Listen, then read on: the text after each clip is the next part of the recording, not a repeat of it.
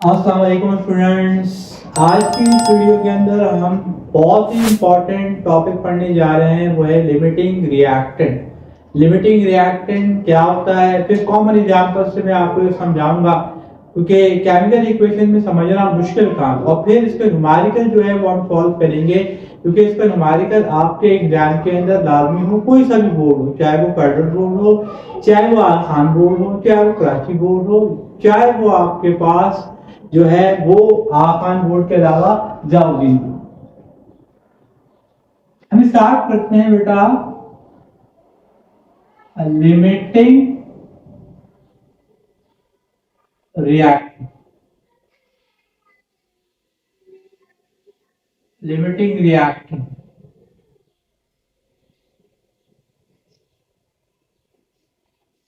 पहले डेफिनेशन लिखते हैं।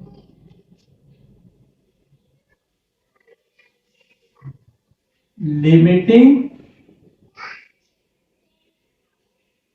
reactant limiting reactant is the reactant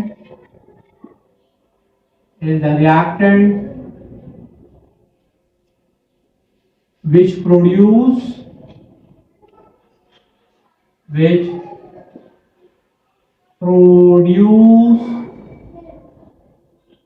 least amount of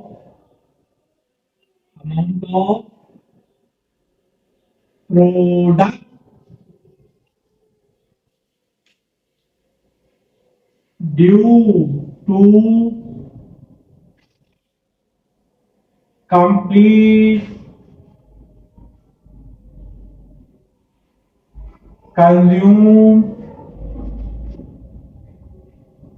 during a reaction.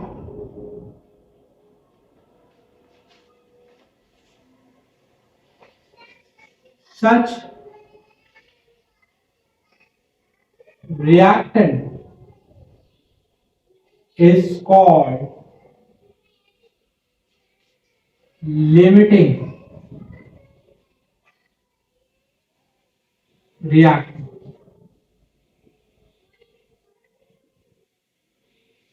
For example हम यहाँ एग्जाम्पल ले रहे हैं, हमारे पास 6 स्लाइस और 2 अदर कबाब हैं, और हम बना रहे हैं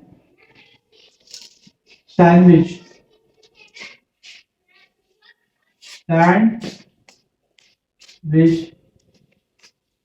अच्छा, जनरली आपको पता है कि एक सैंडविच के अंदर 2 स्लाइस और आपके पास एक कबाब का इस्तेमाल होता है। हमारे पास 2 कबाब, तो डू यू थिंक कि हमारे पास स्लाइस भी मौजूद है, कबाब भी मौजूद है, कितने आपके पास सैंडविच बनेंगे?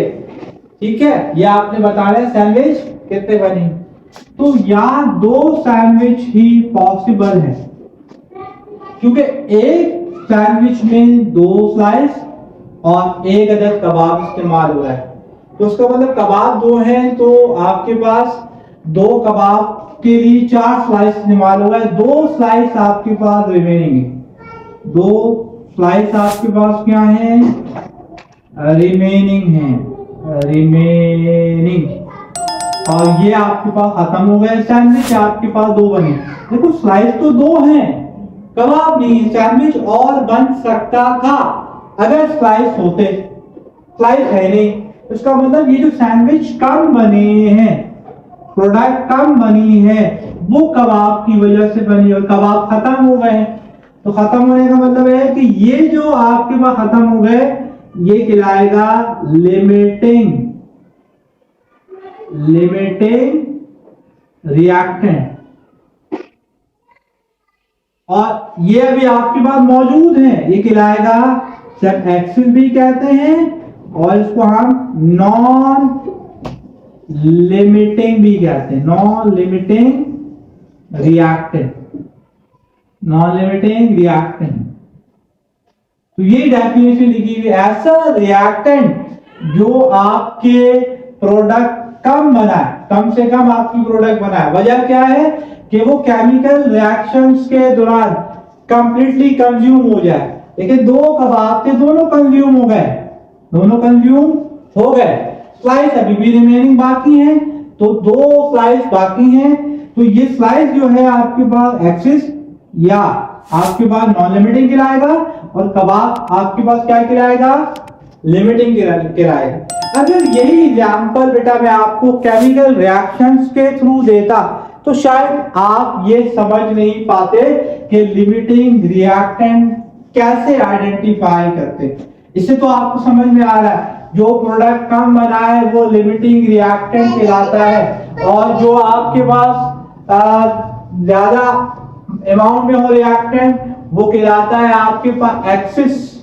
अगर यही एग्जांपल लेट्स सपोज कर ले मैं आपको एक केमिकल रिएक्शंस की दे दूं, तो केमिकल रिएक्शंस की एग्जांपल देखिएगा। यहां पर हमारे पास मौजूद है ammonium chloride react with calcium hydroxide,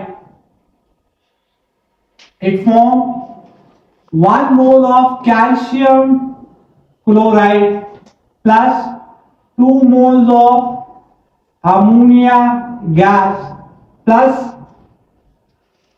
H2O 2 moles।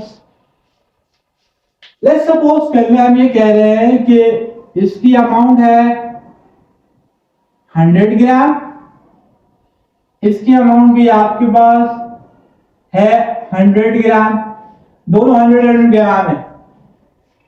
इसकी अमाउंट कैलकुलेट करनी।